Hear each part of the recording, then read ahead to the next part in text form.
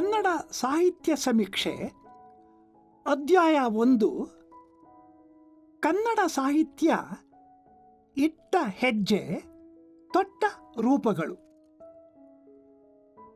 ಕನ್ನಡ ಎಂಬುದು ಒಂದು ಭಾಷೆಯ ಹೆಸರೂ ಹೌದು, ಆ ಭಾಷೆಯನ್ನಾಡುವ ಜನ ಬದುಕುವ ಒಂದು ನಾಡಿನ ಹೆಸರೂ ಹೌದು. ಕನ್ನಡ ನಾಡಿನ ಜನರ ಭಾಷೆ ಕನ್ನಡ. ಈ ಭಾಷೆಯನ್ನಾಡುವ ಜನ ಕನ್ನಡಿಗರು. ವಾಸ್ತವವಾಗಿ ನಾಡಿಗೆ ಇದ್ದ ಈ ಹೆಸರಿನಿಂದ ಜನದ ಭಾಷೆಗೆ ಈ ಹೆಸರು ಬಂತೋ ಅಥವಾ ಈ ಭಾಷೆಯಿಂದಾಗಿ ನಾಡಿಗೆ ಈ ಹೆಸರು ಬಂತೋ ಹೇಳುವುದು ಕಷ್ಟ. ಕನ್ನಡ ನಾಡು ಎಂದು ಕರೆಯಲಾಗುವ ಈ ನಾಡಿಗೆ ಅಧಿಕೃತವಾದ ಹೆಸರು ಕರ್ನಾಟಕ. ಕರ್ನಾಟಕ ಎಂಬ ಹೆಸರು ಈ ನಾಡಿಗೆ ಇವತ್ತು ಇಟ್ಟಿದ್ದಲ್ಲ, ಬಹು ಹಿಂದಿನಿಂದಲೂ ಇದ್ದದ್ದೇ. ಕರ್ನಾಟಕ ಎಂಬ ಹೆಸರಿನ ಉಲ್ಲೇಖ ವ್ಯಾಸರ ಮಹಾಭಾರತದಲ್ಲಿಯೇ ಕಾಣಿಸಿಕೊಳ್ಳುತ್ತದೆ. ಅಷ್ಟೇ ಅಲ್ಲ, ತೀರಾ ಹಿಂದಿನ ಸಂಸ್ಕೃತ ಕೃತಿಗಳಲ್ಲಿ ಮತ್ತು ಶಾಸನಗಳಲ್ಲಿ ಈ ಹೆಸರು ಬರುತ್ತದೆ. ಸಂಸ್ಕೃತವನ್ನು ಬಿಟ್ಟರೆ ತಮಿಳು ಅತ್ಯಂತ ಪ್ರಾಚೀನವಾದ ಭಾಷೆ ಎಂದು ಪರಿಗಣಿತವಾಗಿದೆ. ಇಂಥ ತಮಿಳಿನ ಬಹು ಹಳೆಯ ಕೃತಿಗಳಲ್ಲಿಯೂ ಕರ್ನಾಟಕ ಎಂಬ ಪದ ಕಾಣಲು ದೊರೆಯುತ್ತದೆ. ಕ್ರಿಸ್ತಶಕ 2ನೇ ಶತಮಾನದ ಶಿಲಪ್ಪದಿಗಾರಂ ಎಂಬ ತಮಿಳು ಕೃತಿಯಲ್ಲಿ ಕರುನಾಡರ್ ಎಂಬ ಪದವಿದೆ. ಕರುನಾಡು ಎಂಬುದು ಕರ್ನಾಟಕ ಎಂಬುದರ ಒಂದು ಹೊಸ ರೂಪ.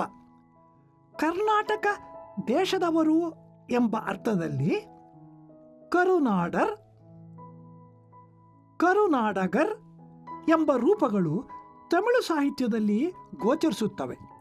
ಒಟ್ಟಿನಲ್ಲಿ ಕರ್ನಾಟಕ, ಕರ್ನಾಟಕ, ಕರುನಾಡು ಇತ್ಯಾದಿ ಪ್ರಯೋಗಗಳು ಸೂಚಿಸುವ ಕರ್ನಾಟಕ ಎಂಬುದು ಪ್ರಾಚೀನತೆಯ ಮತ್ತು ಅರ್ಥವಂತಿಕೆಯ ದೃಷ್ಟಿಯಿಂದ ತುಂಬ ಮಹತ್ವದ ಪದವಾಗಿದೆ. ಕನ್ನಡ ಕವಿಗಳಲ್ಲಿ ಕನ್ನಡ, ಕರುನಾಡು,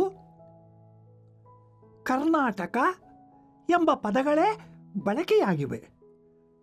ಕಾವೇರಿಯಿಂದ ಗೋದಾವರಿಯವರೆಗೆ ಹಬ್ಬಿದ ನಾಡು ಕನ್ನಡ ಎಂದು ಕನ್ನಡದ ಮೊದಲ ಗ್ರಂಥವೆಂದು ಪರಿಗಣಿತವಾಗಿರುವ ಕವಿರಾಜ ಮಾರ್ಗದಲ್ಲಿ ಹೇಳಲಾಗಿದೆ. ಹಾಗೆಯೇ ಕನ್ನಡ ಎಂಬುದು ಭಾಷೆ ಎಂಬರ್ಥದ ಹಲವು ಉಕ್ತಿಗಳು ಅಲ್ಲಿವೆ. ಕನ್ನಡ ನಾಡು, ಕರ್ನಾಟ ದೇಶ, ಕರ್ನಾಟ ಭಾಷೆ, ಕನ್ನಡ ನುಡಿ ಇತ್ಯಾದಿ ಮಾತುಗಳಿಂದ ನಮ್ಮ ಕವಿಗಳು ಈ ಪದಗಳನ್ನು ದೇಶ ಮತ್ತು ಭಾಷೆ ಎನ್ನುವ ಎರಡೂ ಅರ್ಥವನ್ನು ಸೂಚಿಸಲು ಬಳಸಿದ್ದಾರೆ. ಕನ್ನಡ ಭಾಷೆ ಸಂಸ್ಕೃತದಿಂದ ಹುಟ್ಟಿದ್ದು ಎಂದು ಹಲವರು ಅಭಿಪ್ರಾಯಪಡುತ್ತಾರೆ.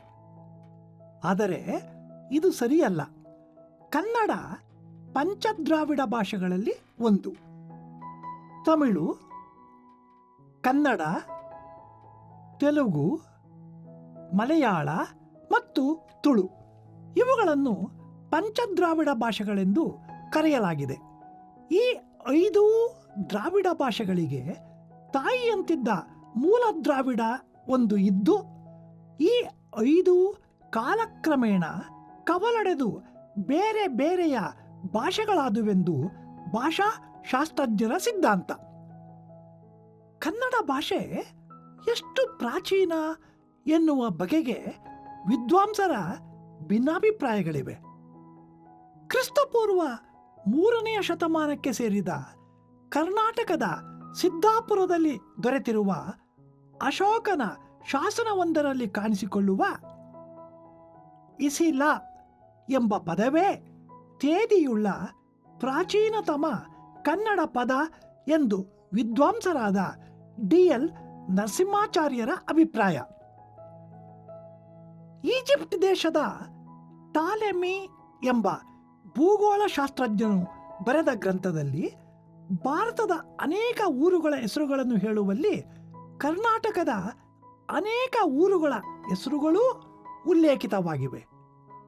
ಇದರ ಕಾಲ ಕ್ರಿಸ್ತ ಶಕ 140. ಸುಮಾರು ಇದೇ ಕಾಲಕ್ಕೆ ಸೇರಿದ ಗ್ರೀಕ್ ನಗೆನಾಟಕವೊಂದರಲ್ಲಿ ಕೆಲವು ಪದಗಳನ್ನು ಕನ್ನಡ ಭಾಷೆಯವೆಂದು ಊಹಿಸಲಾಗಿದೆ.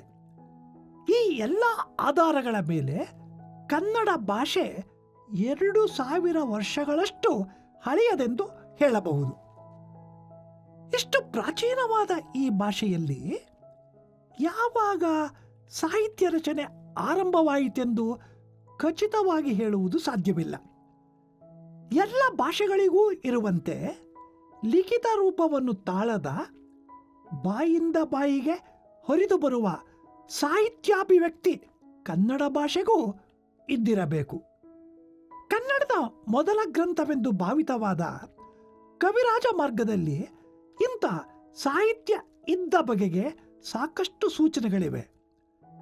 ನಮಗೆ ತಿಳಿದ ಮಟ್ಟಿಗೆ ಕನ್ನಡ ಭಾಷೆ ಮತ್ತು ಲಿಪಿಗಳಲ್ಲಿ ಬರೆಯಲಾದ ಮೊದಲನೆಯ ದಾಖಲೆ ಸುಮಾರು ಕ್ರಿಸ್ತ ಶಕ 450 ಹಲ್ಮಿಡಿ ಶಾಸನ. ಹಲ್ಮಿಡಿ ಎನ್ನುವುದು ಹಾಸನ ಜಿಲ್ಲೆಯ ಬೇಲೂರಿನ ಹತ್ತಿರವಿರುವ ಒಂದು ಗ್ರಾಮ. ಹಲ್ಮಿಡಿ ಶಾಸನದ ಭಾಷೆ ಗದ್ಯ. ಆದರೆ ಈ ಗದ್ಯ ಪೂರ್ವದ ಹಳಗನ್ನಡವಾಗಿದ್ದು ಸಂಸ್ಕೃತ ಭಾಷೆಯ ಪ್ರಭಾವಕ್ಕೆ ಒಳಗಾಗಿದೆ. ಇದೇ ಕಾಲದ ತಾಳಗುಂದ ಶಾಸನ ಮತ್ತು ಕ್ರಿಸ್ತಶಕ 634 ಐಹೊಳೆ ಶಾಸನಗಳು ಕಾವ್ಯಮಯವಾದ ಸಂಸ್ಕೃತದಲ್ಲಿವೆ. ಬಾದಾಮಿಯ ಶಾಸನ, ಶ್ರವಣಬೆಳಗೊಳದ ಶಾಸನ ಇವುಗಳಲ್ಲಿ ಆಗಲೇ ಕನ್ನಡ ಭಾಷೆ ಸಾಹಿತ್ಯದ ಅಭಿವ್ಯಕ್ತಿಗೆ ಪಡಗುತ್ತಿದ್ದುದರ ಸೂಚನೆಗಳಿವೆ. ಹಲ್ಮಿಡಿ ಶಾಸನದ ಕಾಲದಿಂದ ಹಿಡಿದು ಕವಿರಾಜ ಮಾರ್ಗದವರೆಗಿನ ಶಾಸನಗಳನ್ನು ಗಮನಿಸಿದರೆ ಕನ್ನಡ ಭಾಷೆಯ ಮೇಲೆ ಇದ್ದ ಸಂಸ್ಕೃತದ ಗಾಢವಾದ ಪ್ರಭಾವವನ್ನು ಗುರುತಿಸುವುದರ ಜೊತೆಗೆ ಕನ್ನಡ ಸಾಹಿತ್ಯ ಕ್ರಿಸ್ತ ಶಕ 5ನೇ ಶತಮಾನದಷ್ಟು ಪ್ರಾಚೀನವಾದದ್ದು ಎಂದು ಊಹಿಸಲು ಅವಕಾಶವಿದೆ.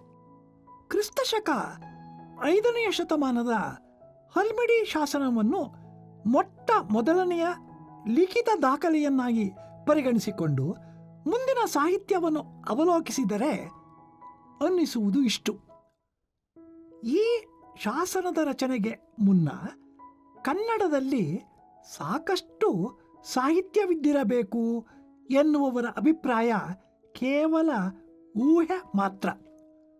ಆದರೆ ಈ ಶಾಸನದ ಕಾಲದ ನಂತರದಿಂದ ಮುಂದಣ ಅವಧಿಯಿಂದ 8ನೇ ಶತಮಾನದವರೆಗಿನ ಅವಧಿಯಲ್ಲಿ ಕನ್ನಡ ಸಾಹಿತ್ಯದಲ್ಲಿ ತಕ್ಕಷ್ಟು ಕೃಷಿ ನಡೆದಿತ್ತೆಂಬುದು ಮಾತ್ರ ಸತ್ಯ.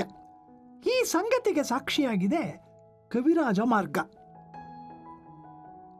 ಕವಿರಾಜ ಮಾರ್ಗ ಎನ್ನುವುದು ಕನ್ನಡದ ಉಪಲಬ್ಧವಾದ ಮೊಟ್ಟ ಮೊದಲ ಗ್ರಂಥ. ಇದು 9ನೇ ಶತಮಾನದ ರಾಷ್ಟ್ರಕೂಟ ಚಕ್ರವರ್ತಿಯಾದ ಅಮೋಘ ವರ್ಷ ನೃಪತುಂಗನ ಕಾಲದಲ್ಲಿ ರಚಿತವಾಯಿತು. ಅಮೋಘ ವರ್ಷ ನೃಪತುಂಗನ ಕಾಲ ಕ್ರಿಸ್ತ ಶಕ 814 877. ಈ ಕೃತಿಯನ್ನು ಬರೆದವರು ಯಾರು ಎನ್ನುವ ಬಗೆಗೆ ಇಂದಿಗೂ ವಿದ್ವಾಂಸರಲ್ಲಿ ಒಮ್ಮತವಿಲ್ಲ. ರಾಷ್ಟ್ರಕೂಟ ಚಕ್ರವರ್ತಿಯಾದ ನೃಪತುಂಗನೇ ಇದನ್ನು ಬರೆದವನು ಎಂಬುದು ಕೆಲವರ ಅಭಿಪ್ರಾಯವಾದರೆ, ನೃಪತುಂಗನ ಆಸ್ಥಾನದಲ್ಲಿದ್ದ ಶ್ರೀ ವಿಜಯನೆಂಬುವನು ಇದನ್ನು ಬರೆದನೆಂದು ಮತ್ತೆ ಕೆಲವರ ಅಭಿಪ್ರಾಯ. ಶ್ರೀ ವಿಜಯನೇ ಇದರ ಕರ್ತೃವೆಂಬ ಕಡೆಗೆ ವಿದ್ವಾಂಸರ ಒಲವು ಮಿಗಿಲಾಗಿದೆ. ಕವಿರಾಜ ಮಾರ್ಗ ಒಂದು ಲಕ್ಷಣ ಗ್ರಂಥ. ಎಂದರೆ ಕವಿಗಳಿಗೆ ಕಾವ್ಯ ಲಕ್ಷಣವನ್ನು ತಿಳಿಸುವ, ಚರ್ಚಿಸುವ ಗ್ರಂಥ. ಕಾವ್ಯ ಎಂದರೇನು? ಕಾವ್ಯದ ಪರಿಕರಗಳು ಯಾವುವು? ಕಾವ್ಯದ ಸ್ವಾರಸ್ಯ ಎಲ್ಲಿದೆ? ಕಾವ್ಯದಲ್ಲಿ ಗುಣ ಯಾವುದು, ದೋಷ ಯಾವುದು? ಕಾವ್ಯದ ಉದ್ದೇಶ ಪ್ರಯೋಜನಗಳು ಯಾವುವು ಇತ್ಯಾದಿ ಸಂಗತಿಗಳನ್ನು ಕುರಿತ ಗ್ರಂಥ. ಇಂತಹ ಕೃತಿ ಯಾವಾಗಲೂ ಸಮೃದ್ಧವಾದೊಂದು ಸಾಹಿತ್ಯವಿದ್ದಾಗ ಮಾತ್ರ ಹುಟ್ಟಲು ಸಾಧ್ಯ. ಯಾಕೆಂದರೆ ಸಾಹಿತ್ಯದ ಸ್ವರೂಪವನ್ನು ಕುರಿತ ಚರ್ಚೆ ಹಾಗೂ ನಿರ್ದೇಶನ ಸಾಹಿತ್ಯ ರಚನೆಯ ಅನಂತರದ್ದು. ಕವಿಗಳಿಗೆ ಕಾವ್ಯ ರಚನೆಯ ಬಗ್ಗೆ ತಿಳಿಯ ಹೇಳುವ, ಕವಿಗಳಿಗೆ ರಾಜಮಾರ್ಗವೊಂದನ್ನು ಹಾಕಿಕೊಡುವ ಉದ್ದೇಶವುಳ್ಳ ಈ ಕೃತಿ ಮೂಲತಃ ಸ್ವತಂತ್ರ ಗ್ರಂಥವೇನಲ್ಲ.